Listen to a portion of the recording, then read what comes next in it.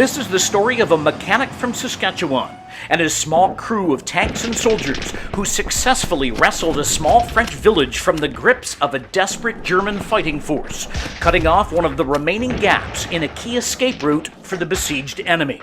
In August of 1944, the final year of World War II, the Germans were on the run in Europe. The village of Saint-Lambert-sur-Dive in Normandy, France, remained under the control of German forces, who were trying to maintain the area as an escape corridor, as Allied armies in Europe encircled and closed in. Major David Vivian Currie of the South Alberta Regiment and less than 200 men under his command were tasked with pushing the Germans out of the village. For 36 hours, Major Currie and his troops repelled heavy counterattacks by a much larger force of German tanks and infantry.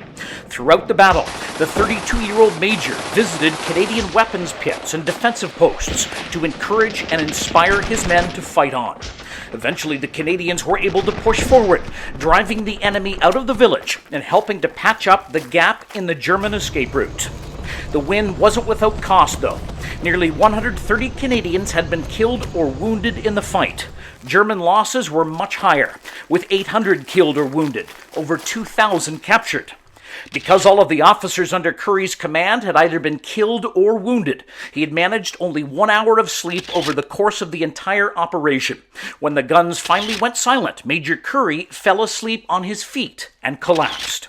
For his actions at Saint-Lambert-sur-Dive, Major Currie was awarded a Victoria Cross, the highest award for gallantry that can be given to British and Commonwealth forces. He was the only Canadian soldier to receive the Victoria Cross during the Normandy Campaign.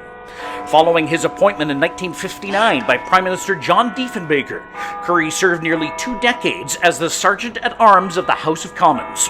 Major David Vivian Currie died in Ottawa in 1986.